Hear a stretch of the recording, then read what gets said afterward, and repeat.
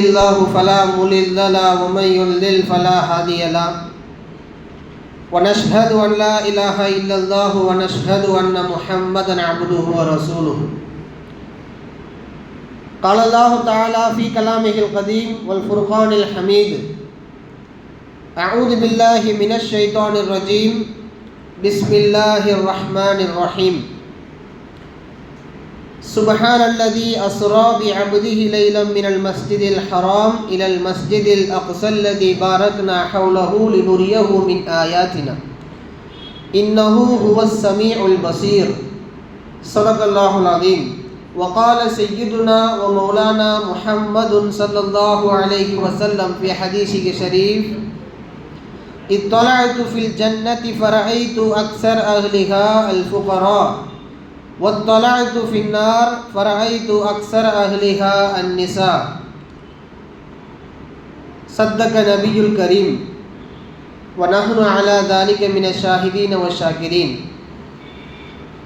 கண்ணியத்திற்கும் மிகுந்த மரியாதைக்கும் உரிய ஜமாத்தார்களே, இஸ்லாமிய சொந்தங்களே, வருகை தந்திருக்கும் தாய்மார்களே, இளைஞர்களே, உங்கள் எல்லோருக்கும் என்னுடைய ஆரம்பமான அஸ்ஸலாமு அலைக்கும் வரஹ்மத்துல்லாஹி வபரகாத்துஹு.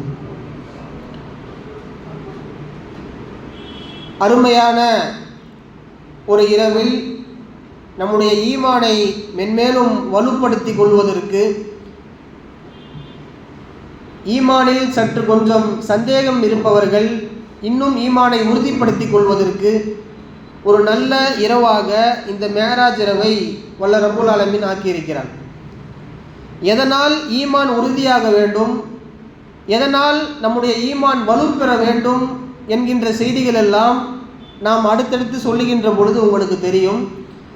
இந்த மேராஜ் விண்ணுலக பயணம் என்பது அல்லாஹ் இந்த உலகத்திற்கு இதில் பல ஆன்மீக கருத்துக்களை சொன்னது மட்டுமல்லாமல் அறிவியல் விஞ்ஞானிகள், விஞ்ஞான உலகமே வியந்து பார்க்கக்கூடிய அளவிற்கு பல சொற்ப, எண்ண முடியாத, நினைக்க முடியாத ஆச்சரியங்களை எல்லாம் இதற்குள் புகுத்தி உள்ளான் என்பதுதான் இந்த மேராஜின் உச்சகட்டமான விஷயம்.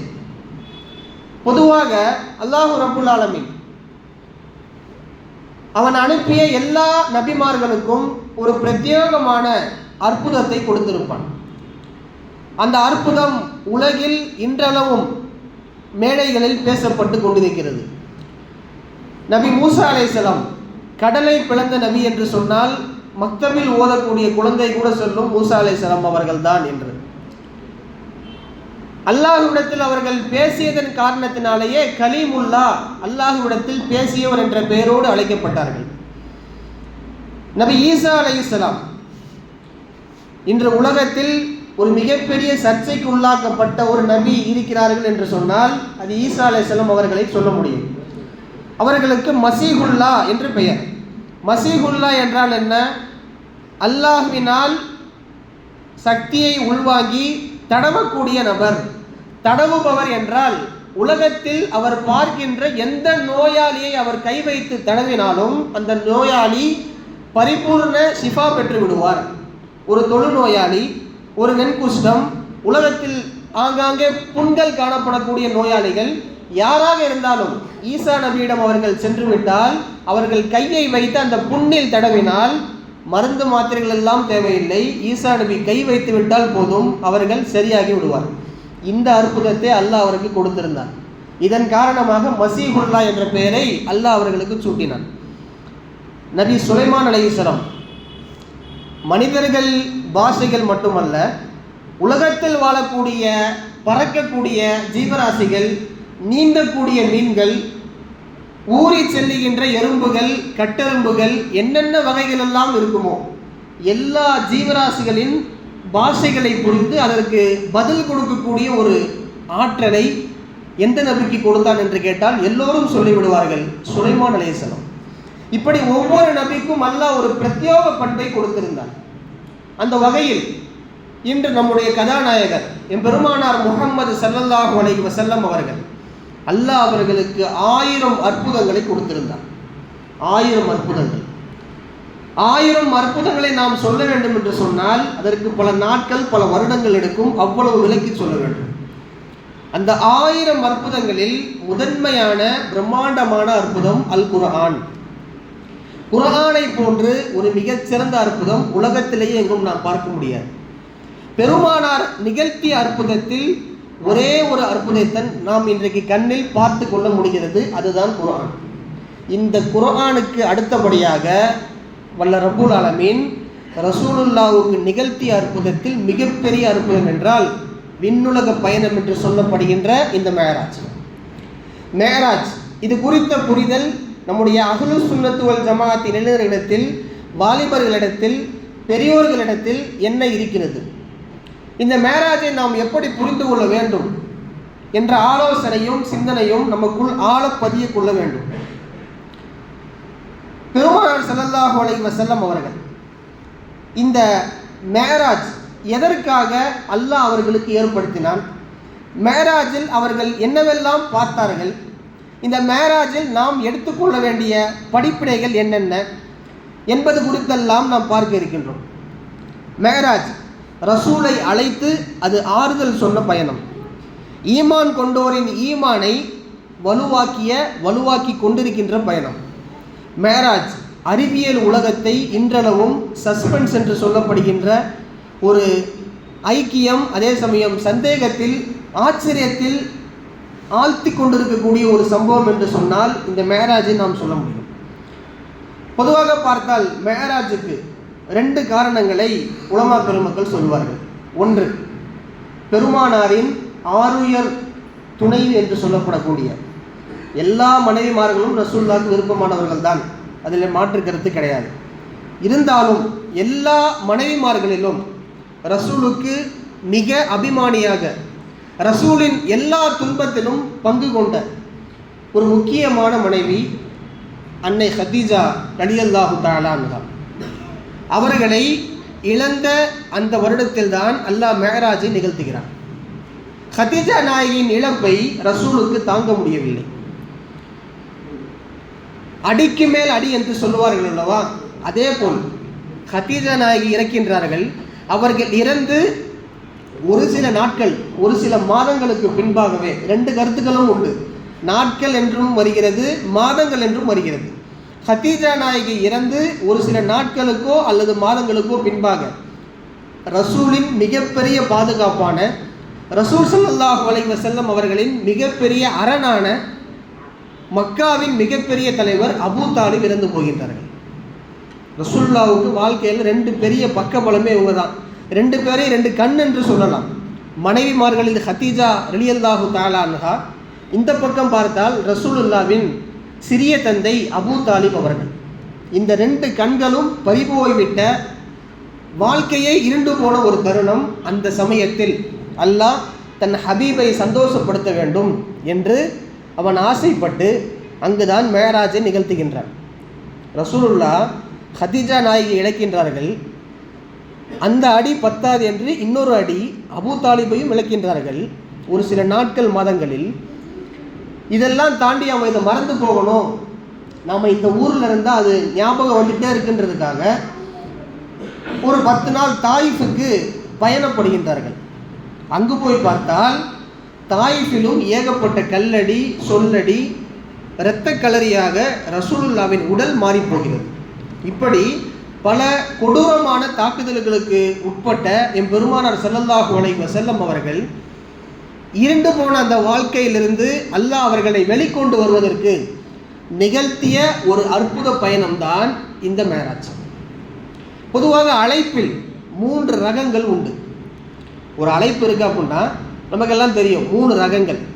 ஒரு அழைப்பு பார்த்தோம்னா நாம் உரிமையாக சில இடத்துக்கு நாமளே போவோம். நண்பர்கள் வீட்டு கல்யாணம், அக்கம் பக்கத்து வீட்டாருடைய ஏதாவது ஒரு விருந்து, நாமளே போவோம், நம்மளாக போகிற ஒரு விஷயம். 2வது, வாருங்கள் என்று அவங்க கால் பண்ணி கூப்பிடுவாங்க. இந்த மாதிரி யாரையா விட்டு வந்து கூட்டிட்டு போவாங்க. இது 2வது அழைப்பு. வாங்கன்னு சொல்லிடுவாங்க. இது அழைப்பில் 2வது ரகம். 3வது ரகம் ஒன்று இருக்கிறது. ஒரு ஆளை அமுச்சு விட்டு போய் அவரை கூப்பிட்டுட்டு வாங்க கையோடு அப்படின்னு சொல்லுவாங்க. அழைப்பிலேயே சிறந்த அழைப்பு எது என்று பார்த்தால் இந்த 3வது அழைப்பு தான். அல்லாஹ் ரசூலுக்கு செய்த அழைப்பு இந்த 3வது அழைப்பு. மலக்குமார்களில் மிகப்பெரிய மலக்குமார்களில் முதன்மையான ஜிப்ரைல் அலைஹிஸ்ஸலாம் அவர்களை அழைத்து, என் ஹபீபு ஸல்லல்லாஹு அலைஹி வஸல்லம் அவர்களிடம் சென்று அவர்களை கூட்டி வாருங்கள் என்று அல்லாஹ் கையோடு கூட்டி வர சொல்லுகிறான். அல்லாஹ் ஆறுதல் சொல்வதற்கு, துன்பத்தில் துவண்டு போன பெருமானார் ஸல்லல்லாஹு அலைஹி வஸல்லம் அவர்களுக்கு ஆறுதல் சொல்ல வேண்டும் என்றால் அல்லாஹ் ஒரு வஹீயின் மூலம் சொல்லியிருக்கலாமே. நபியே கவலைப்படாதீர்கள் சொல்லியிருக்கலாம். ஆனால் அல்லாஹ் முடிவு செய்துவிட்டான், நபியின் வாழ்க்கையே ஹதீஜா நாயகியும் அபூ தாலிபும். இவர்கள் இறந்து போனதற்கு பின்பாக என் ஹபீபு சாதாரணமாக இருக்க முடியாது.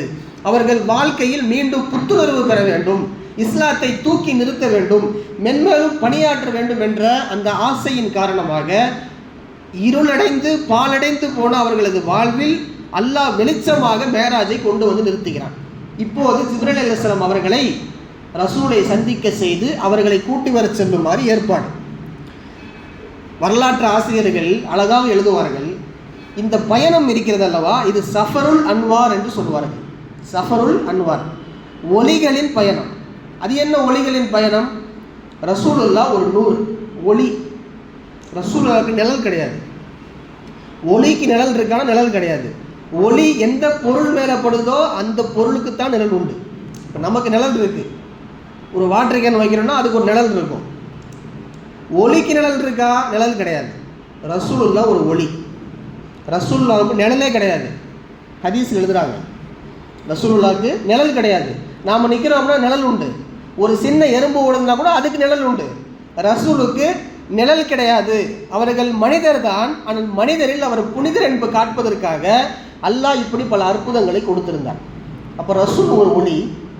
ரசூல் சென்ற அந்த புராக் வாகனம் என்று சொல்லுகிறார் அல்லவா, அந்த மேராஜுக்கு கூட்டு போன வாகனம், அது ஒரு ஒளி. புராக் என்றாலே மின்னல் என்று அர்த்தம். பருக்குனா மின்னல்னு சொல்லுவாங்க. இன்றைக்கி குழந்தைங்கள்லாம் சாப்பிட்றாங்க ஆசையாக, பெருக்குன்னு சொல்கிறாங்களா இல்லையா? பெருக்கு மஞ்சு மாதிரி ஒன்று இருக்குது பாருங்கள். இந்த பெருக்குன்ற பேரே இந்த பருக்குன்றது தான் வந்தது. அரபியினுடைய வாசகம் பர்க் என்பதை மாற்றி ஆங்கிலக்காரர்கள் பெருக்கென்று வைத்து விட்டார்கள். இது ஒரு நகைச்சுவையாக இப்படி சொல்வது உண்டு. அதில் மின்னல் விளம்பரத்தில் அவங்க போடுவாங்களே. அப்போ பாருங்கள், புராக் என்று சொல்லப்படக்கூடிய அந்த வாகனம் கூட ஒளி. அல்லாஹ் யாரை கூப்பிட்டு வர சொன்னான்? ஜிப்ரீல் அலைஹிஸ்ஸலாம் அவர்களை அழைத்து நீங்கள் போய் கூட்டுவாங்கன்னு சொன்னான். ஜிப்ரீல் அலைஹிஸ்ஸலாம் ஒரு ஒளி. ஏன்னா மலக்குமார் ஒளியாக தான் படைக்கப்படுவாங்க. சொல்கிறவன் யார்? அல்லாஹ். அல்லாஹ் ஒரு ஒளி. அல்லாஹு நூறு சமாவாத்தி உள்ளது, குர்ஆன் ஆயத்து உண்டு. அல்லாஹ் வானங்கள் பூமியினுடைய ஒளி. இப்போ பாருங்கள், கூட்டு வர சொல்கிற அல்லாஹ் ஒளி. யாரை தூதுவாக அனுப்புகிறான்? ஜிப்ரீல் அலைஹிஸ்ஸலாம், அவங்க ஒளி. வரக்கூடிய அந்த புராக் வாகனம் ஒளி. உட்கார்ந்து வரக்கூடிய ரசூலும் ஒளி. எல்லாம் லைட்டு, ஒளியினால் ஆனக்கூடிய இது ஒளிகளின் பயணம் என்று சொல்லி சரித்திர ஆசிரியர்கள் அழகாக இந்த சம்பவத்தை பதிவு செய்கின்றார்கள். பெருமானார் ஸல்லல்லாஹு அலைஹி வஸல்லம் அவர்கள் மஸ்ஜிதுல் ஹராமிலிருந்து மஸ்ஜிதுல் அக்ஸா வரைக்கும் செல்லக்கூடிய இந்த பயணத்திற்கு பெயர் இஸ்ரா என்று சொல்லுவார்கள். இஸ்ரா. அங்கிருந்து வானத்திற்கு அல்லாஹுவை பார்க்க சென்றார் அல்லவா, அந்த இடைப்பட்ட தூரத்திற்கு மேராஜ் என்று சொல்லுவார்கள். தரைப்பயணத்திற்கு இஸ்ரா என்றும், அந்த தரையிலிருந்து பைத்துல் முகத்தஸிலிருந்து அல்லாஹுவை சந்திக்கக்கூடிய அந்த வானுலக விண்ணுலக பயணத்திற்கு மேராஜ் என்று சொல்லுவார்கள். இப்போ முதல்ல பார்த்தீங்க அப்படின்னா ரசூலுல்லாஹ் உம்முஹானி ரலியல்லாஹு தஆலா அன்ஹா அவங்க வீட்டில் தான் இருக்கிறாங்க. இங்கிருந்த பயணம் இப்போ துவங்க போகுது. நன்றாக கவனியுங்கள். கேட்க ஆச்சரியமும் ஒரு இயல்பான ஒரு சம்பவத்தை தாண்டி பல அதிசயங்கள் கொட்டி கிடைக்கின்ற இந்த மேராஜின் சம்பவம் நம்முடைய ஈமானை அதிகம் வலுப்படுத்தும். உம்முஹானி ரஹ்மத்துல்லாஹி தஆலா அலைஹி அவங்க வீட்டில் ரசூலுல்லாஹ் இருக்கிறாங்க. எப்பையும் ரசூலுல்லாவுக்கு வஹியை கொண்டு வரக்கூடிய, ரசூலுல்லாவை சந்திக்க வரக்கூடிய ஜிப்ரீல் அலைஹிஸ்ஸலாம் வாசல் வழியாக வராமல் கூரையை பொளந்துட்டு வராங்க. சரித்திர ஆசிரியர்கள் பதிவு செய்யக்கூடிய விஷயம் இது. இதுக்கு என்ன அர்த்தம் தெரியுமா? சிம்பாலிக்காக சொல்கிறாங்க, ரசூலே நீங்கள் மேலே போக வேண்டும். இது நார்மலாக நம்ம இருக்கக்கூடிய கீழே உள்ள பயணம் கிடையாது, நம்ம மேலே வானத்துக்கு போக போகிறோம் அப்படின்னு காட்டுறதுக்காக உம்முஹானி ரலியல்லாஹு தஆலா அவர்கள் வீட்டில் இருந்து கொண்ட ரசூல் ஸல்லல்லாஹு அலைஹி வஸல்லம் அவர்களை கூட்டி சென்ற ஜிப்ரீல் அலைஹிஸ்ஸலாம் வழக்கம் போல வாசல் வழியாக தான் வருவாங்க. ஆனால் அன்னைக்கு அவங்க வந்தது கூரையை பிளந்து கொண்டு வருகின்றார்கள். ரசூலை அப்படியே தூக்கி செல்கின்றார்கள். யோசித்து பாருங்கள், நாம் அந்த இடத்துல இருந்தால் அதை நம்ம எப்படி ஃபீல் பண்ணியிருப்போம். கொஞ்சம் யோசித்து பார்த்தால் ரசூலுக்கு அல்லாஹ் கொடுத்த இந்த சம்பவங்களும் உங்களுக்கு மேலும் மேலும் புரியும். அங்கேருந்து நேராக போகிறாங்க பைத்துல் முகத்தஸ்.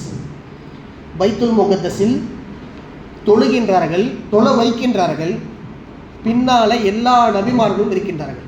எல்லா நபிமார்களும், ஆதம் அலைஹிஸ்ஸலாம், ஹாரூன் அலைஹிஸ்ஸலாம், மூசா அலைஹிஸ்ஸலாம், இத்ரீஸ் அலைஹிஸ்ஸலாம், என்னென்ன நபிமார்கள் எல்லாம் இருக்கின்றார்களோ எல்லா நபிமார்களும் இருக்கின்றார்கள், ஒருத்தர் விடாமல். ரசூலுல்லாஹ் தான் தொலை வைக்கிறாங்க.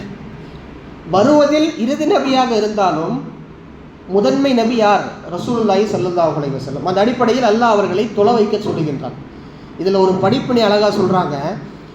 ஏன் ரசூலுல்லாஹ் மக்காவிலேருந்து பைத்துல் முகத்தஸ் போய் அவங்களா தொழுதுட்டு மேலே போயிருக்கலாம்ல? ஏன் நபிமார்கள் எல்லோருக்கும் அவர்கள் தொழுது வச்சாங்க அப்படின்னா, இதில் அழகிய படிப்பினையை ஒன்று இமாம் பெருமக்கள் சொல்லித் தருகின்றார்கள். என்னவென்றால், நாம் எப்போவுமே பயணத்துக்கு எங்கேயாவது போனோம் அப்படின்னா நல்லோர்களை சந்தித்து விட்டு செல்ல வேண்டும். இதில் ஒரு அழகான படிப்பினையை கிதாபில் நாம் பார்க்க முடிகிறது. ரசூலுல்லாவோட இவங்க சிறந்தவங்களா அப்படின்னு கேட்டால் கிடையாது. நபிமார்கள்லாம் ரசூலுல்லாவுக்கு கீழே தான், தரஜாவில் அவர்கள் உயர்ந்தவர்கள் என்றாலும் ரசூலுல்லா அவர்களா என்று பார்த்தால் நபிமார்கள் கீழே தான். இருந்தாலும் நல்லோர்களை சந்தித்து விட்டு ஒரு பயணத்திற்கு போகும்போது அதில் அல்லாஹுவின் உதவி இருக்கும் என்பதை இந்த சம்பவத்தின் மூலமாக அழகாக இமாம் பெருமக்கள் சொல்லித் தருகின்றார்கள். வாருங்கள் அப்படியே பார்ப்போம். குர்ஆனில் அல்லாஹ் சொல்லுகின்ற பொழுது இப்படி சொல்லுகின்றான், சுப்ஹானல்லதி அஸ்ரா பி அப்திஹி லைலம் மினல் மஸ்ஜிதில் ஹராம் இலல் மஸ்ஜிதில் அக்ஸா. பொதுவாக குர்ஆனில் நீங்கள் பார்த்தீங்க அப்படின்னா சுபஹான் அல்லாஹ் என்று எங்கெல்லாம் ஆரம்பிக்குதோ அது ஆச்சரியத்துக்குரிய வார்த்தை. ஆச்சரியம்.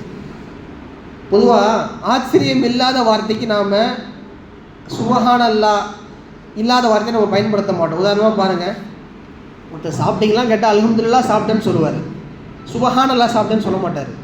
காரணம் சுபஹான் அல்லாஹ்ன்றது ஆச்சரியத்துக்குரிய வார்த்தை. நம்ம சாப்பிட்றது அப்படின்றது ஆச்சரியம் இல்லாத ஒரு சாதாரண விஷயம். அதுவே பாருங்கள், ஒருத்தரால் முடியாத காரியத்தை அவர் செஞ்சுருப்பார். அவர் நம்மகிட்ட இந்த மாதிரி காரியத்தை நான் செஞ்சேன், ரொம்ப நாளாக வந்து நான் கோமா ஸ்டேஜில் இருந்தேன், இப்போ நார்மலாகி வந்துட்டேன், சுபஹான் அல்லாஹ், அல்லாஹ்வுக்கு எல்லா புகழும் அப்படின்னு சொல்லுவோம். காரணம் என்ன? ஆச்சரியமான விஷயம். ஆச்சரியமான விஷயத்துக்கு அரபியில் பயன்படுத்தக்கூடிய வார்த்தை சுபஹான் அல்லாஹ். இப்போ பாருங்கள், அல்லாஹ் இந்த மேராஜ் சம்பவத்துக்கு அவன் பயன்படுத்தக்கூடிய வார்த்தை சுபஹான் அல்லதி அப்படின்னு பயன்படுத்துகிறான். ஆரம்பிக்கிறதே அப்படித்தான். அப்போ அல்லாஹ் சொல்ல வருகின்ற விஷயம், உலகத்திற்கு அல்லாஹ் காட்ட வருகின்ற விஷயம், மேராஜ் நீ நினைக்கிற மாதிரி சாதாரண சம்பவம் கிடையாது, இது ஆச்சரியத்திலும் பெரும் ஆச்சரியமான ஒரு சம்பவம் என்பதை காட்டுவதற்காகவே அல்லாஹ் இந்த ஆயத்தை ஆரம்பிக்கின்ற பொழுது அல்ஹம்துலில்லாஹ்னு சொல்லி ஆரம்பிச்சிருக்கலாம்ல, ஆனால் ஆரம்பிக்கலை. அல்லாஹ் சுபஹான் அல்லதி தான் ஆரம்பிக்கிறானே. காரணம் என்ன? நீ நார்மலாக நினைக்கிற மாதிரி ஒரு இயல்பான சம்பவம் அல்ல, உன் அறிவை தாண்டி உன்னால் யோசித்து கூட கற்பனை கூட செய்து பார்க்க முடியாத, இது என் சக்தியை கொண்டு நான் செய்யக்கூடிய, என் ரசூலை வைத்து நான் ஆழ்த்தக்கூடிய பயணம் என்பதை அல்லாஹ் ரப்பல் ஆலமீன் இங்கே நிகழ்த்தி காட்டுகிறான். அன்பிற்குரியவர்களே, மேராஜ் ரசூலுல்லாஹ் போயிட்டு வந்தது அப்படின்றதெல்லாம் ஒரு நொடி பொழுது, அந்த நொடியை விட கம்மி நம்ம சொல்லலாம். எந்த அளவிற்கு சொல்லுகின்றார்கள், ரசூலுல்லாஹ் வருஷம் நம்ம கேள்விப்படுறது தான், இருந்தாலும் அதை கேள்விப்படும் போது நம்மளுடைய ஈமான் இன்னும் அதிகரிக்கும்.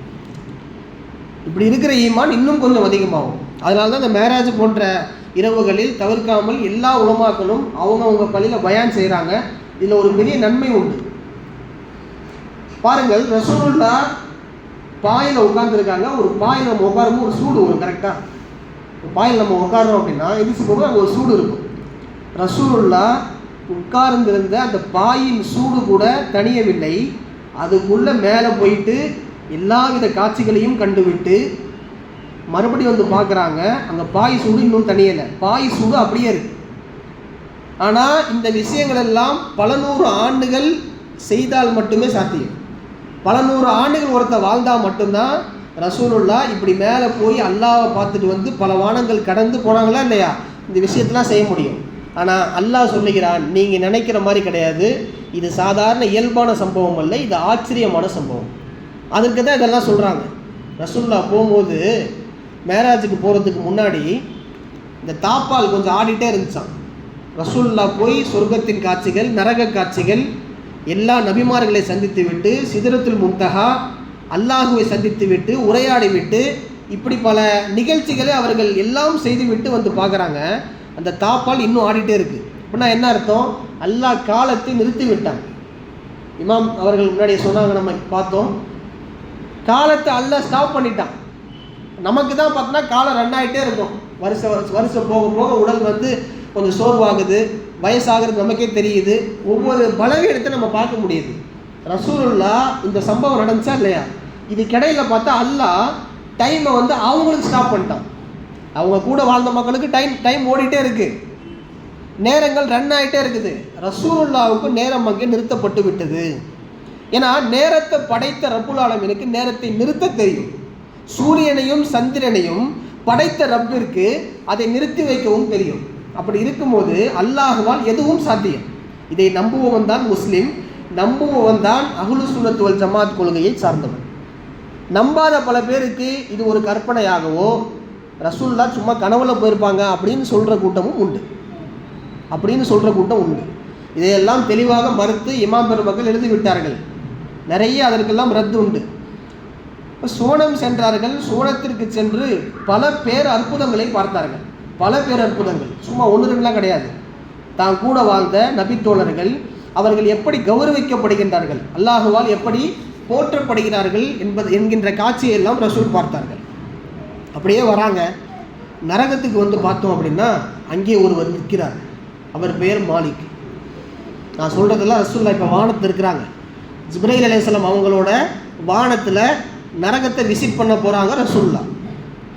இது எல்லாம் ஒரு நொடி பொழுது நடந்த விஷயம். நரகத்தில் பார்த்தோன்னா ஒருத்தர் நிற்கிறாரு, ஒரு காவலாளி, நரகத்தின் அதிபதி. அவர் பெயர் மாலிக். இந்த மாலிக் இருக்காரே, இவர் வந்து பேருக்கு கூட, ஒரு சடங்குக்கு கூட சிரிக்காத ஒரு நபர். இப்போ நம்ம சில சமயத்தில் ஒருத்தங்களை பார்த்தோம் அப்படின்னா வெறுப்புக்குள்ளாக இருப்போம், ஆனால் வேறு வழி இல்லாமல் சிரிப்போம். ஒரு பொய்யான சிரிப்போமா இல்லையா? சங்கடம் ஆயிடக்கூடாது அப்படின்றதுக்காக சில சமயம் பொய்யான சிரிப்பு கூட சிரிப்போம். இது மனிதனுடைய பண்பு. மாலிக் ரஹமத்துல்லாஹ் அவங்க பாருங்கள், மாலிக் அலைஹிஸ்ஸலாம் நரகத்தின் காவலாளி. ஜிப்ரீல் அலைஹிஸ்ஸலாம் ரசூலிடத்தில் சொல்லுகின்றார்கள், லம் யல்ஹக் முந்து ஹலகஹுல்லா, அல்லாஹ் அவரை படைத்ததிலிருந்து மாலிக்கு சிரித்ததே கிடையாது. என்ன காரணம்? நரகத்தின் காவலாளி அவர். நரக மக்கள் கதறுகின்ற அந்த கதறுதல், உலகத்தின் மோசமான கொடூரமான தண்டனைகளை பார்த்துவிட்டு அவரால் எப்படி சிரிக்க முடியும்? சிரிப்பே கிடையாது. ஒரு நபி சிரிக்காமல் இருந்திருக்காங்களாம் பார்த்தா யாருமே இருக்க மாட்டாங்க, புன்முறுவலாவது செஞ்சுருப்பாங்க. ஆனால் ஒரு நபர் அல்லாஹுவால் படைக்கப்பட்ட ஒரு படைப்பு, படைக்கப்பட்டதிலிருந்து இப்போ வரைக்கும் சிரிக்கலன்னு பார்த்தா அது ஒரே ஆள், மாலிக் அலைஹிஸ்ஸலாம், நரகத்தின் காவலாளி. கேட்கின்ற பொழுது நம்முடைய உடம்பெல்லாம் சிலுத்து போய்விடுகிறது. அப்போ நரகத்தினுடைய காட்சி எப்படி இருக்கும்? உள்ளே நரகவாதிகள் எப்படியெல்லாம் துன்பப்படுவார்கள்? ரசூலுல்லாஹ் கேட்டு அதை அதிர்ந்து போய்விட்டார்கள். சொர்க்கத்தில் பாருங்கள், ரசூலுல்லாஹ் சொல்கிறாங்க, இத்தலாய்து ஃபில் ஜன்னா ஃபரைது அக்ஸர அஹ்லிஹா அல் ஃபுகரா. நான் சொர்க்கத்தை எட்டி பார்த்தேன், உள்ளே பார்த்தா நிறைய பேர் ஏழைகளாக இருந்தாங்கன்னு சொன்னாங்க. ஏழைகள். இப்போ பணக்காரங்கள்லாம் போக முடியாதா அப்படின்னு ஒரு கேள்வி உங்களுக்கு வரலாம். ஏழைகள் உலகத்தில் பொதுவாக கஷ்டப்படக்கூடிய நபர்கள். பணக்காரர்கள் கஷ்டப்பட்டு மேலே வந்தவங்க, எல்லாம் சரிதான். ஆனால் இவர்கள் உலகத்தில் தாங்கள் அனுபவிக்க வேண்டிய சில விஷயங்களை அனுபவிக்காததன் காரணத்தினாலேயே அல்லாஹ் ஏழைகளை சொர்க்கத்தில் நிறைய வைத்து விடுவான். இது வந்து ஹதீஸில் வரக்கூடிய விஷயம். இப்போ ரசூலுல்லாஹ் சொல்கிறாங்க, நான் சொர்க்கத்துக்கு போனேன், அங்கே எட்டி பார்த்தேன், அதிகமான நபர்கள் ஏழைகள் தான் சொல்லிவிட்டு ரசூலுல்லாஹ் தொடர்ந்தார் போல் இப்படி சொல்லுகின்றார்கள், ஃபரைது அக்ஸர அஹ்லிஹா அன்னிசா. நரகத்தையும் எட்டி பார்த்தேன், அதில் பார்த்தா பெண்கள் அதிகமாக இருந்தார்கள். பெண்கள் அதிகம். இப்போ ஆண்கள்லாம் கிடையாதா அப்படின்னு கேட்டால், பெண்கள் சின்ன சின்ன தவறுகளை எல்லாம் அதிகம் செய்து விடுவார்கள். இமாம் பெருமக்கள் ஹதீஸிலே வரலாற்றில் நாம் நிறைய பார்க்க முடிகிறது. சின்ன சின்ன தவறுகள், ஆண்களை விட அதிகமாக புறம் பேசக்கூடியவர்கள் பெண்கள் அப்படின்னு ஒரு சர்வே சொல்லுது. ஆண்களை விட பிறரை பற்றி அதிகம் பேசக்கூடிய ஒரு ஆணினமா பெண்ணினமா நம்ம கணக்கு எடுத்து பார்த்தோன்னா பெண்ணினம் தான் அதிகம். ஆண்கள் சேரும்போது இருக்கிற அவங்க பேச்சு வேற மாதிரி இருக்கும், பெண்கள்லாம் சேர்ந்தாங்கன்னா அவங்க பேச்சு வேற மாதிரி இருக்கும். இது பெண்களுக்குன்னே உண்டான படைப்பு. அந்த பெண்ணில் யார் ரொம்ப பேணிக்கையாக இருக்காங்களோ அவங்களுக்கு எல்லாம் சொர்க்கத்துக்கு கொடுப்போம், அது வேற. பொதுவாக பெண்களுடைய படைப்பு இப்படி தான் இருக்குது. இப்போ அந்த பெண்கள் நிலைமையில் அல்லாஹ் நம் பெண்ணை ஆக்கிவிடக்கூடாது. அந்த அளவிற்கு நம்முடைய அமலும் நம்முடைய பேணிக்கையும் ரொம்ப அதிகமாக நம் வீட்டு பெண்களுக்கு இருக்க வேண்டும். இப்போ ரசூலுல்லாஹ் சொன்னதை பாருங்க, சொர்க்கத்தில் அதிகமாக நான் ஏழைகளை பார்த்தேன், நரகத்தில் அதிகமாக பெண்களை பார்த்தேன். சொர்க்கத்தில் அதிகமாக இருக்கும் நல்லதொரு பாக்கியத்தையும், நரகத்தில் அவ்வாறு நம்முடைய வீட்டு பெண்கள் இல்லாத ஒரு சுப செய்தியும் அல்ல நம்முடைய வாழ்க்கையில் தர வேண்டும். அதே சமயம் சில பேர் சொல்கிறாங்க, ரசூலுல்லாஹ் எப்படி அவ்வளோ சீக்கிரம், இதெல்லாம் நம்புற மாதிரியே கிடையாது, கனவுல வேணால் ரசூலுல்லாஹ் போயிருக்கலாம், கனவுல வேணால் போயிருக்கலாம், உடலோடு எப்படி போனாங்க, உடலோடு போகணும் அப்படின்னா அது சாதாரண விஷயமா? இன்றைக்கி சொல்கிறான் உட்காந்துட்டு வானத்துக்கு போகிறோம் அப்படின்னா அதுக்குன்னு சில தயாரிப்புகள் உண்டு. இந்த ட்ரெஸ்ஸு போடணும், இவ்வளோ ஆக்சிஜன் இருக்கணும், அதில் இவ்வளோ வாயு இருக்கணும், இன்னென்ன சாப்பாடு, இப்படி டேப்லெட்லாம் சொல்லி சில முறைகள் இருக்குது. இப்படி எதுவுமே இல்லாமல் இந்த உடம்போட, அதுவும் பல பல கோடி கிலோமீட்டர், ஒரு சர்வே சொல்கிறாங்க 3 லட்சம் கோடி கிலோமீட்டரை தாண்டி தான் நம்ம வானத்தை தொட முடியும் அப்படின்னு சொல்கிறாங்க. இப்போ இவ்வளவு கோடிகளை தாண்டி முகம்மது சென்று விட்டாரா அப்படின்னு சொல்லி ஒரு பெரிய பஹ்ஸே போச்சு. அந்த பஹ்ஸுக்கெல்லாம் பெரிய மறுப்பு நம்முடைய உலமா பெருமக்கள் தெரிவித்து விட்டார்கள். நீங்கள் யோசிச்சு பாருங்கள், ரசூலுல்லாஹ் கனவுல போனாங்க அப்படின்னு சொன்னால் ஏன் அபூபக்கர் சித்திக் ரலியல்லாஹு அன்ஹு அவர்கள் சித்திக் என்ற பட்டத்தை வாங்க போகின்றார்கள்? ரசூலுல்லாஹ் போயிட்டு சொல்கிறாங்க அபூபக்கர் நாயகத்துக்கிட்ட, இந்த மாதிரி நான் போன அபூபக்கர் இதெல்லாம் பார்த்தேன், இதெல்லாம் உண்மைன்னு சொன்னோட அபூபக்கர் எதுவுமே பேசல. நாயகமே நீங்கள் சொன்னால் உண்மைதான், அதில் மறுப்பே கிடையாது. மக்களும் நிறைய பேர் கேட்டாங்க, இப்படிலாம் உங்கள் ஃப்ரெண்டு சொல்லிட்டு இருக்காரு நண்பர், இப்படிலாம் போனாராம், உடலோடு போய் பார்த்துட்டு வந்தாராம், இதெல்லாம் நம்புற மாதிரியா இருக்குது அபூபக்கர் சொல்லுங்கள் அப்படின்னு கேட்கும்போது, நான் ரசூலிடத்தில் தினமும் இருக்கிறேன், அவங்கள்ட்ட தினமும் வகி வருகிறது, எல்லா வித விஷயங்களையும் அல்லாஹ் இறக்கி கொண்டே இருக்கிறான். அப்படின்னு இருக்கும்போது அவங்க இதை சொன்னாங்கன்னா நான் அதையும் நம்புவேன் என்று சொல்லுகின்றார்கள்.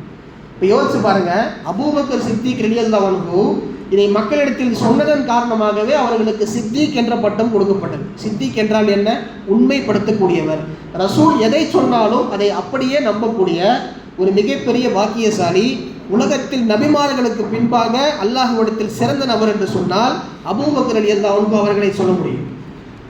இப்போ சும்மா ஒருத்தருக்கு சித்திக்கின்ற பேர் கிடைக்காது. கனவுல போயிட்டு வந்தால் ஏன் அபூஜஹல் மறுக்கணும்? மக்காவில் வாழ்ந்த காஃபிர்கள் ஏன் மறுக்கணும்? கனவல்ல, இது உண்மை. நம்முடைய அறிவுக்கு ஒரு விஷயம் எட்டலைன்னு சொல்லுவாங்களேன். பொதுவாக மனுஷன்ட்ட ஒரு பழக்கம் இருக்குது, நம்ம அறிவுக்கு ஒரு விஷயம் புலப்படலை அப்படின்னா அதை நம்ம பொய்ன்னு சொல்லிடுவோம். அல் ஜஹ்லு மௌத்துல் அஹ்யா, அரபியில் ஒரு பழமொழி உண்டு, அல் ஜஹ்லு மௌத்துல் அஹ்யா. ஒரு விஷயம் நமக்கு தெரில அப்படின்னா அது மௌத்தான, அது உயிருள்ளவர்களின் மவுத் என்று சொல்லுகின்றார்கள். அப்படின்னா என்ன அர்த்தம்? ஒருத்தர் வாழ்ந்தும் அது பிரயோஜனம் இல்லைன்னு அர்த்தம். அப்போ அறியாமை அந்த அளவுக்கு மோசமானது. அருமை பெருமக்களை யோசித்து பாருங்கள், எவன் ஒருவன் ரசூலுல்லாஹ் இது கனவாகத்தான் போனாங்க அப்படின்னு சொன்னாங்கன்னா அவனுடைய ஈமானே சந்தேகத்துக்குரியது. குர்ஆனில் தெளிவாக உள்ளது, ரசூலுல்லாஹ் மக்காவிலிருந்து பைத்துல் முகத்தஸ் போனார்கள், இது தெளிவாக உள்ள விஷயம். அங்கிருந்து மேராஜ் அல்லாஹுவை பார்க்க போனதற்கான தலீல் குர்ஆனில் கிடையாது, ஆனால் ஹதீஸின் வாயிலாக நிறைய இடத்தில் சாபித்தாக உள்ளது. நிறைய இடத்தில் ரசூலுல்லாஹ் எப்படி வானத்துக்கு மேலே எல்லா விஷயத்தையும் பார்த்தாங்களோ பூமிக்கு கீழேயும் பார்த்தாங்க. இது ரொம்ப பெரிய ஆச்சரியம். வானத்துக்கு மேலே எல்லாத்தையும் பார்த்தாங்க, நம்ம சொன்னோமா இல்லையா? இப்போ நரகம் பார்த்தாங்க, சொர்க்கம் பார்த்தாங்க. ஒரு கட்டத்துக்கு மேலே போயிட்டே இருக்கிறாங்க. கூடவே ஜிப்ரீல் அலைஹிஸ்ஸலாம் சொல்கிறாங்க, ரசூலுல்லாஹ் இதுக்கு மேலே என்னை நீங்கள் கூட்டிகிட்டு போக முடியாது, நானும் வர முடியாது, எனக்கு அனுமதி கிடையாது. அதுக்கு பேர் தான் சித்ரத்துல் முன்தஹா. இதுக்கு மேலே நான் பொசுங்கி செத்துருவேன்றாங்க ஜிப்ரீல் அலைஹிஸ்ஸலாம். அந்த சித்ரத்துல் முன்தஹாவையும் தாண்டி என் பெருமானார் ஸல்லல்லாஹு அலைஹி வஸல்லம் பயணப்பட்டு அல்லாஹ்விடத்தில் போய் சென்று விடுகின்றார்கள். அப்போ சித்ரத்துல் முன்தஹா வரைக்கும் தான் அல்லாஹ்வோடவே இருக்கின்ற ஒளியால் படைக்கப்பட்ட ஜிப்ரீல் அலைஹிஸ்ஸலாம் அவர்களுக்கான அனுமதியும் கூட. அப்போ அதை தாண்டி ரசூலுல்லாஹ் சென்றிருக்கிறார்கள். ரசூலுல்லாஹ் இப்படி வானத்தில் எல்லாம் பார்த்தாங்க அப்படின்றத தாண்டி பூமிக்கு கீழே உள்ளதையும் பார்த்தாங்க. ஹதீஸில் வரக்கூடிய விஷயம், நான் பைத்துல் முகத்தஸில் தொழுதுட்டு போயிட்டுருக்கிறேன், அந்த சமயம் மூசா அலைஹிஸ்ஸலாம் அவர்களின் கபரை எட்டி பார்த்தேன், உள்ளே மூசா தொழுது கொண்டிருக்கிறார். ரசூலுல்லாஹ் சொன்ன ஹதீஸ் புகாரியில் வருகிறது. அருமை பெருமக்களை யோசியுங்கள், ரசூலுல்லாஹ் இதையெல்லாம் ஒரு நொடிக்கு குறைவாகவே செய்து விட்டார்கள். மனம் ஏற்க மறுக்கிறது என்றால் உன்னுடைய ஈமான் பலகீனமானது என்று அர்த்தம். அருமை பெருமக்களே, இப்படி நிறைய நாம் சொல்ல முடியும். புராக் இல்லாமலே ரசூலுல்லாஹ் போயிருக்கலாமே. பல பேர் கேட்கலாம், ரசூலுல்லாஹ் தான் வந்து அதிசயமான நபர்னு சொல்கிறீங்களே, இப்போ புராக்குன்ற வாகனத்தினுடைய துணை இல்லாமலே ரசூலுல்லாஹ் போயிருக்கலாம்ல, அற்புதம் நிகழ்த்துவாருன்னு சொல்கிறீங்க, அப்போ புராக் ஏன் தேவைன்னு சொன்னால் இதுக்கு சரியான பதில் என்ன தெரியுமா? ரசூலுல்லாஹ் உலகத்தில் நிகழ்த்திய அற்புதங்கள் எல்லாமே ஒரு காரண காரியங்களோடு சேர்ந்து தான் இருக்கும். அவங்களாம் ஒரு அற்புதம் நிகழ்த்த மாட்டாங்க. அல்லாஹ் அப்படி அவங்க நிகழ்த்தியும் சொல்லணும். எந்த இடத்துலையும் அவங்க செஞ்ச 1000 அற்புதத்துலேயும் எல்லா அற்புதமுமே மொட்டையாக ஒரு அற்புதம் காட்ட மாட்டாங்க. இப்படி வந்து தன்னுடைய காலை ஆகாயத்தில் பறக்க நான் நிற்கிறேன் பாருங்க அப்படின்னு மேஜிக் ஷோலாம் பண்ணது கிடையாது. ஒரு காரண காரியத்தோடு தான் செய்வார்கள். தன் சஹாபாக்கள் 300 பேரோடு ஜாபிர் ரலியல்லாஹு அன்ஹு அவர்கள் வீட்டுக்கு சென்று கொண்டிருக்கிறார்கள்.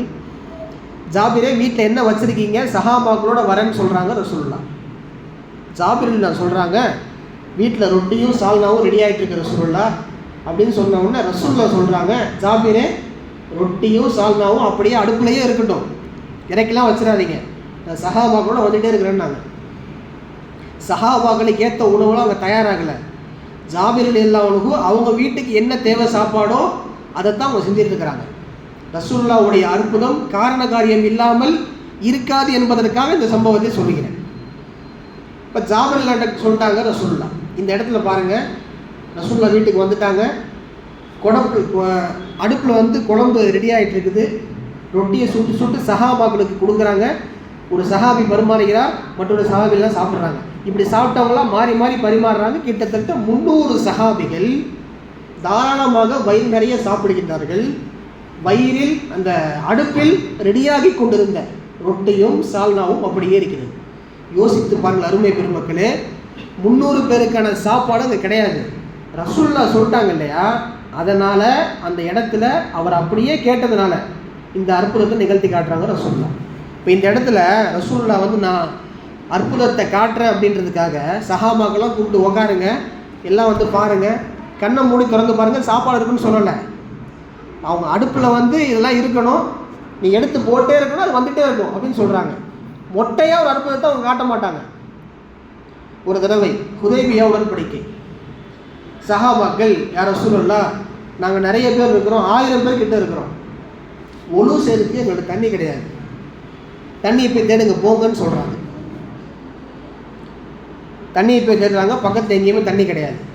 ஏதாவது குவளை இருக்கான்னு பாருங்கள், குவளை இருந்தால் அப்படி எடுத்து இன்னும் கொஞ்சம் போய் தேட்டு வாங்க போங்க அப்படின்றாங்க. குவளையும் கிடைக்கல. ஒரே ஒரு குவளை கிடைத்ததாக சம்பவத்தில் எழுதுகின்றார்கள். ஒரே ஒரு குவளை கிடைக்கிறது. ரசூலுல்லாஹ் ஒரே ஒரு குவளை கிடைச்சிருக்கு, தண்ணி எங்கேயுமே கிடைக்கல. இப்போ நாங்கள் என்ன செய்கிறது அப்படின்னு கேட்கும்போது ரசூலுல்லாஹ் எல்லா சஹாபாக்களையும் நிற்க வைத்து தன் விரலை காட்டுகின்றார்கள். விரலில் தண்ணி வருகிறது. விரலில் கிட்டத்தட்ட 1000 சஹாபிகள் ஒழு செய்கின்றார்கள். 1000 சஹாபிகள். ரசூலுல்லாஹ் எடுத்த உடனே வந்து தண்ணி இல்லைன்னு சொன்ன உடனே விரலை காட்டி ஒழு செய்யுங்கன்னு சொல்லலை. அதற்கான காரண காரியங்களை அவர்கள் தயார் செய்து விட்டு தான் முதல்ல போய் தேடுங்கப்பா, கோழையெல்லாம் தேடுங்க, இருக்கான்னு பாருங்கள், எதுவும் இல்லைன்னா ஏண்டவாங்கன்னு சொன்னாங்க. அற்புதம் காட்டக்கூடிய ரசூலுல்லாஹ் அற்புதத்தை எப்படி வேணுமானாலும் காட்டியிருக்கலாம். ஆனால் வாழ்க்கையில் ஒரு தருணத்திலும் கூட காரண காரியங்களை இணைத்து கொள்ளாமல் அவர்கள் எந்த அற்புதத்தையும் காட்டியது கிடையாது. இது ரசூலுக்கு அல்லாஹ் கொடுத்ததில் ஆக மிகப்பெரிய ஒரு அற்புதம். இப்போ தான் சொல்கிறோம், நாம் புராக்கு ரசூலுல்லாஹ் இல்லாமே பயணிச்சிருக்க முடியும் தான். அல்லாஹ் வந்து ஒரு மினிட்டில் வந்து அப்படியே அவரை தூக்கியிருக்கலாம். அதே ஒரு வாகனத்தை வச்சு கொண்டு போகிறோம் அப்படின்னா இதான் காரணம். உலகம் காரண காரியங்களால் படைக்கப்பட்டது. ரசூலுல்லாஹ் ஒரு அற்புதத்தை அவர்கள் சட்டென்று நிகழ்த்த மாட்டார்கள். நிறைய சொல்லலாம். இப்படி மஸ்ஊத் ரலியல்லாஹு அன்ஹு அவர்கள் சிறுவனாக இருக்கின்ற பொழுது ஆடுகளை மேய்த்து கொண்டு அந்த சிறுவன் போய் கொண்டிருக்கிறான். ரசூலுல்லாஹ் சஹாபாக்களோடு போகிறாங்க. ரொம்ப பசிக்குது, அந்த சிறுவன்கிட்ட போயிட்டு நான் கேட்டேன்னு சொல்லி பால் வாங்கிட்டு வாங்க போங்க அப்படின்றாங்க. அந்த சிறுவன் சொல்கிறாரு, பின்னால் அவர் பெரிய சஹாபியாக மாறிட்டார். இப்படி மஸ்ஊத் ரலியல்லாஹு அன்ஹு. ரசூலுல்லாஹ் எவ்வளோ பரக்கத்துக்குரிய ஆளுன்னு பாருங்கள், உதாரணம் பாருங்கள். போய் சஹாபியை போய் பால் வாங்கிட்டு வாங்க அப்படின்னு சொல்கிறாங்க. இப்படி சொன்ன உடனே ஒரு சஹாபி போய் ரசூல்லா பால் கேட்குறாங்கன்னு சொல்லி கேட்ட உடனே, என்னுடைய ஆடுக்கு வந்து பால் கம்மியாக இருக்குது, ஒரு ஆடுக்கு பார்த்தா வந்து அது மலடாக இருக்குது, மலட்டாடு, அதனால் வந்து நீங்கள் இத்தனை பேர் இருக்கிறீங்க, பால்லாம் கறக்க முடியாது, அது சாத்தியம் இல்லை. ரசூல்லா சொல்லியிருக்காங்கப்பா, நீ பால் கறந்து கொடு அப்படின்றாங்க. அவர் கையை வச்சு பால் கறக்கிறாரு, பால் வருது. எந்த ஆட்டிலேருந்து வருது? மலட்டாட்டிலேருந்து பால் வருது.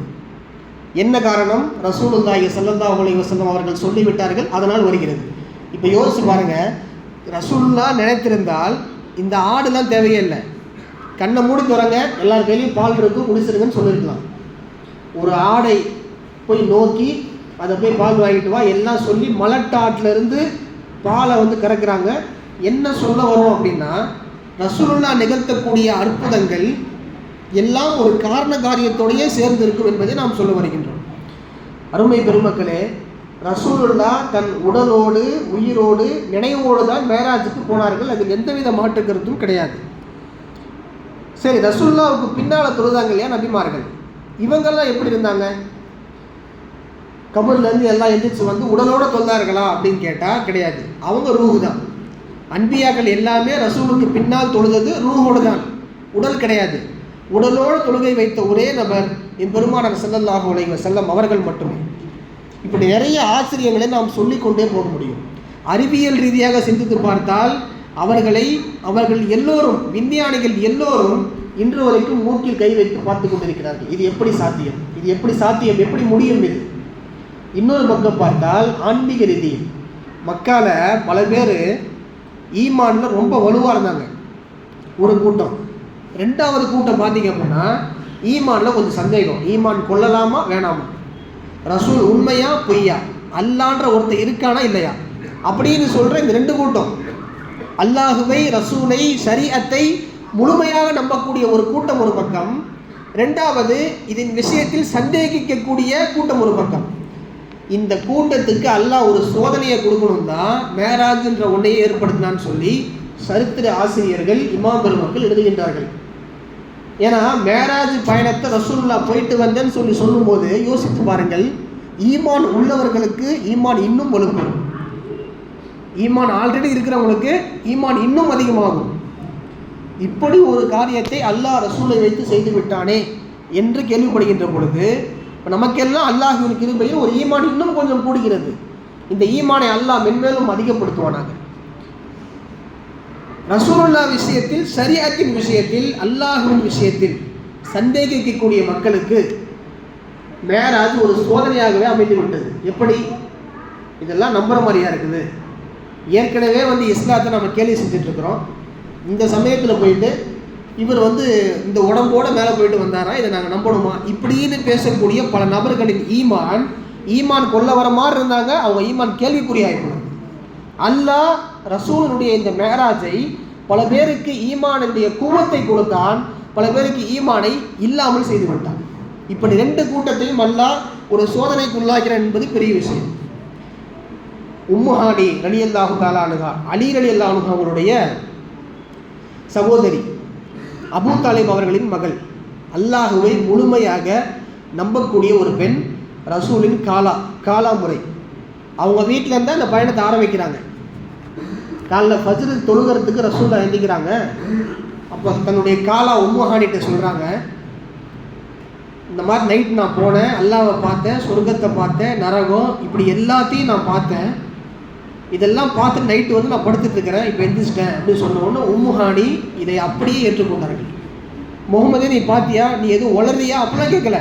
ரசூலுல்லாஹ் சொன்னால் அது 100% உண்மை, 100% உண்மை. அது உம்மு ஹானி ரலியல்லாஹு தஆலா அவங்கள்ட்ட ரசூலுல்லாஹ் சொன்ன உடனே, முகமதே இந்த விஷயத்திற்கு நீ வெளியே சொல்லிட்டு இருக்காத, மனசுலேயே வச்சுக்கோ, இது நமக்குள்ளேயே இருக்கணும்னு சொல்லி ரகசியமாக ஆக்க பார்க்கின்றார்கள் உம்மு ஹானி ரலியல்லாஹு தஆலா அன்ஹா. ரசூலுல்லாஹ் அதை கொஞ்சம் கூட இருக்கவில்லை. அல்லாஹ் என் விஷயத்தில் ஒரு சத்தியத்தை நிலைநாட்டி விட்டான் என்று சொன்னால் அதை கண்டிப்பாக நான் மக்களிடத்தில் சொல்லியே ஆகுவேன், மக்கள் என்ன நினைத்தாலும் பரவாயில்லை. உம்மு ஹானி அவ்வளவு தடுத்தும் ரசூல் அந்த இடத்தில் கேட்கவில்லை. ஒரு ரசூல் அப்படித்தான் இருக்க வேண்டும். அல்லாஹ் நிகழ்த்திய இந்த நொடி பொழுதினுடைய சம்பவத்தை ரசூலுல்லாஹ் போய் மக்கால உள்ள எல்லாத்தையும் சொல்கிறாங்க. நிறைய பேர் ஏற்றுக்கல, அல்லாஹ் அவங்களுக்கு ஈமானின் பாக்கியத்தை கொடுக்கல. நிறைய பேர் ஏற்கவும் செஞ்சாங்க, ஈமான் இன்னும் வலுப்பெற்றது. அதில் மிக உறுதியாக இருந்தவர் அபூபக்கர் சித்திக் ரலியல்லாஹு அன்ஹு. அதனாலேயே சித்திக் என்ற பெயர் அவர்களுக்கு கிடைத்தது. அன்பிற்குரியவர்களே, இப்படி நிறைய விஷயங்களை நாம் சொல்லிக்கொண்டே போக முடியும். காலத்தை நிறுத்துகின்ற ஆற்றல், காலத்தை ஓடவிடாமல் செய்யக்கூடிய ஆற்றல் அல்லாஹ்வுக்கு நிறைய உண்டு. அல்லாஹ்வால் அது சாத்தியம். ஈசா அலைஹிஸ்ஸலாம் முன்னாடி பேசின இமாம் சொன்னாங்க, 33 வயதில் வானத்தில் உயர்த்தப்பட்டவர்கள் ஈசா அலைஹிஸ்ஸலாம். 33 வயசில் கியாமத்தின் நெருக்கத்தில் அவர்கள் டமாஸ்கஸ் என்று சொல்லப்படக்கூடிய ஒரு பள்ளியின் கிழக்கு பள்ளிவாசலில் மெஹராபில் இறங்குவார்கள் என்று வரலாற்றில் இருக்கிறது. இறங்கும் போது 33 வயசு இருக்கும். ஈசா அலைஹிஸ்ஸலாம் வானத்தில் உயர்த்தப்படும் போது என்ன வயசு இருந்துச்சோ அதே வயது 33 வயது அவர்கள் இறங்கும் போதும் இருக்கும். இங்கே யோசிச்சு பாருங்க, 33 வயசில் அவங்க போயிருக்கிறாங்கன்னா அவங்க வாழ்ந்த காலம் எப்போ? இனி கியாமத்தில் வந்தாங்கன்னா இப்போ எவ்வளோ காலம் வாழ்ந்துருக்கணும்? 10,000 வருஷங்கள் ஆயிருக்கணும். ஆனால் அல்லாஹ் அதே 33 வயதில் இருக்குவான். காரணம் என்ன? அல்லாஹ் அவர்கள் விஷயத்தில் நேரத்தை நிறுத்திவிட்டான். அதே போல் பெருமானார் ஸல்லல்லாஹு அலைஹி வஸல்லம் அவர்கள் நினைவோடு, கனவில்லை, நினைவோடு இந்த உடலோடு உயிரோடு அல்லாஹ்வை சந்தித்து வந்த இந்த பயணம் என்பது முழுக்க முழுக்க உண்மை. அல்லாஹ் அவர்கள் விஷயத்தில் நேரத்தை நிறுத்திவிட்டான் என்பதுதான் ஒரு அஹ்லுஸ் சுன்னத் வல் ஜமாஅத்தின் ஒரு ஒவ்வொரு முஸ்லிம்களின் நிலைப்பாடும் கூட. இந்த மேராஜில் ரசூல் ஸல்லல்லாஹு அலைஹி வஸல்லம் என்ன வாங்கி வந்தார்கள்? நமக்கெல்லாம் தெரியும், தொழுகை.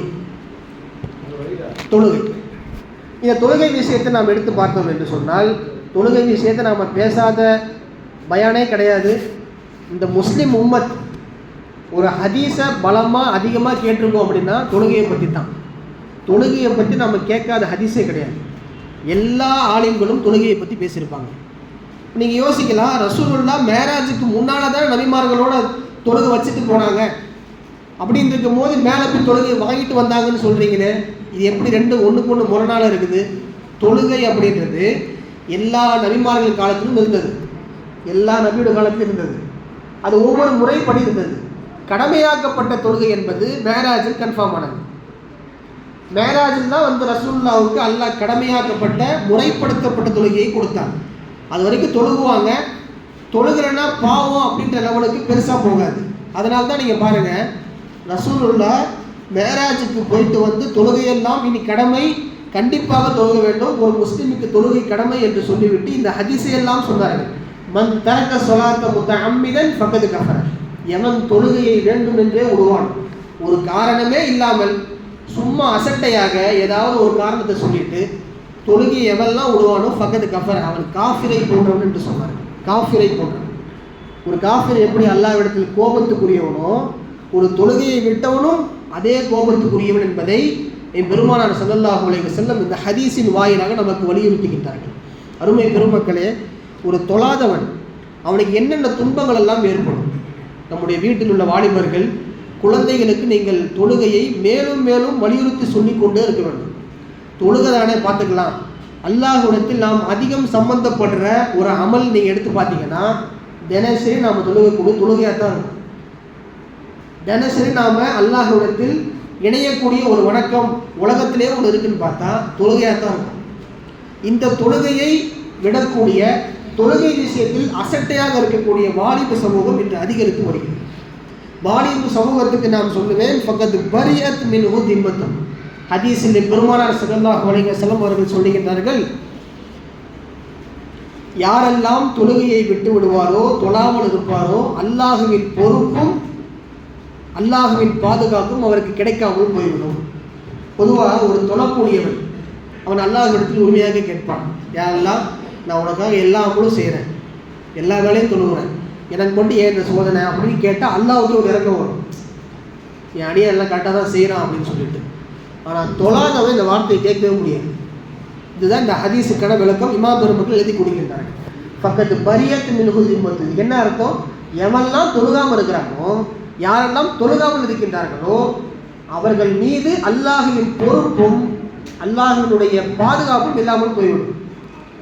இதுவெல்லாம் ஹதீஸில் தொழுகையை யார் விடுவார்களோ அவர்களுக்காக வந்த கண்டனங்கள். தொழுகையை விட்டவர்கள் பொதுவாக நரகத்தில் அல்லாஹ் போன்றவன்னு சொல்லலை. நீ தொழுகையை விட்ட அப்படின்னா எனக்கு மிகப்பெரிய எதிரி இருக்கிறாங்க. அவங்க யார் யார்?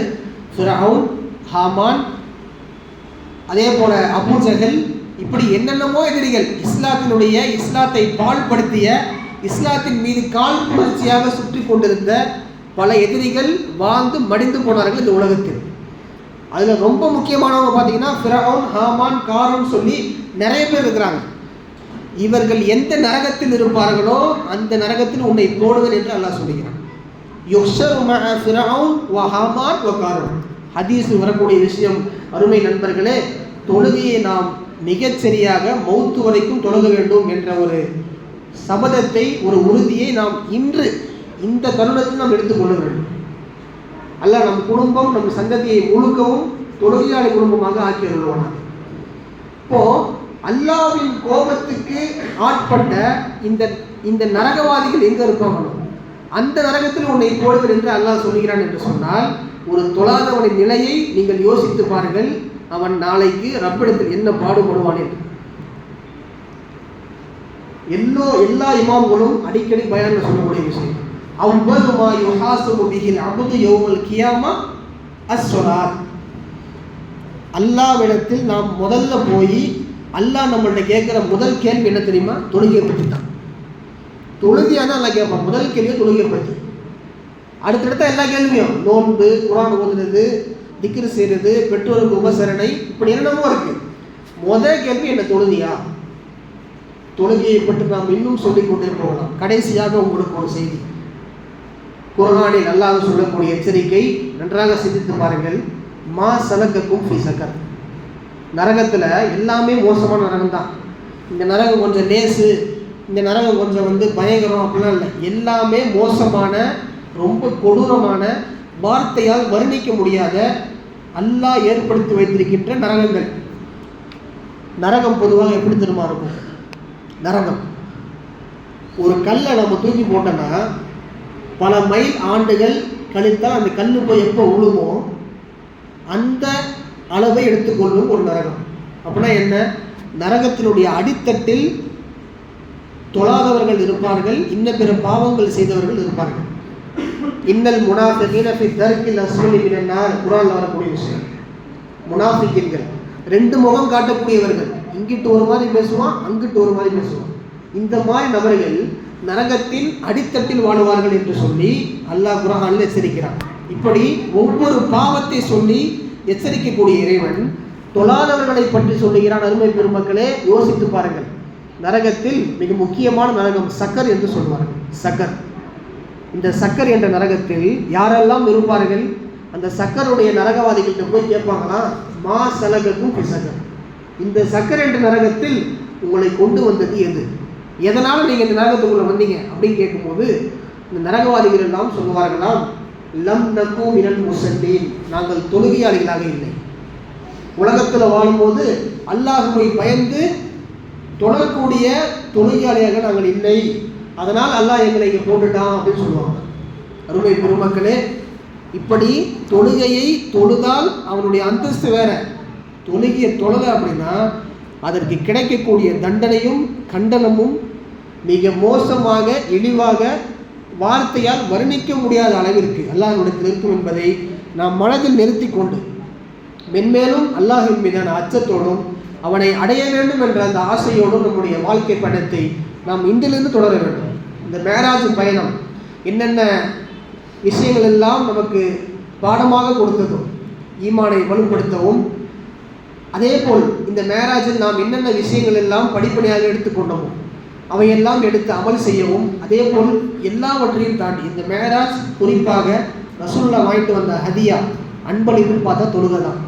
அந்த தொழுகையை ரசூலுக்காக, அல்லாஹ் ரப்பல் ஆலமீன் அவனுக்காக இதுவரைக்கும் இருந்தது பிரச்சனை இல்லை, இதுக்கப்புறம் இருந்து என்னுடைய தொழுகையில் நான் சரி செய்து கொள்வேன் அப்படின்ற ஒரு சபதத்தோட, ஒரு உறுதியோடு நாம் இந்த சபையிலிருந்து களைய வேண்டும் என்பது ஒரு சிறிய வேண்டுகோள் என்பதை நாம் இந்த இடத்தில் முன்வைத்து, இந்த மேராஜ், இந்த ஷபே மேராஜினுடைய இரவின் காரணமாக, இதனுடைய பொருட்டால் நமக்கு எல்லாவித பரக்கத்துகளை அல்லாஹ் கொடுத்து, ஷாபானுடைய மாதம் முழுக்க எல்லாவித பரக்குகளை கொடுத்து, ரமலானை முழுமையாக அடைய செய்யக்கூடிய பாக்கியத்தை வருடா வருடம், இந்த வருடம் மட்டுமல்ல வருடா வருடம் இவைகளின் பாக்கியத்தை அடையக்கூடிய நல்லதொரு அடியார்களாக இறைவன் வல்ல இறைவன் நம் அனைவரையும் ஆக்கி அருள்வானாக. வாஹிர் தஅவானா அல்ஹம்துலில்லாஹி ரப்பில் ஆலமீன். அஸ்ஸலாமு அலைக்கும் வரஹ்மத்துல்லாஹி வபரகாத்துஹு.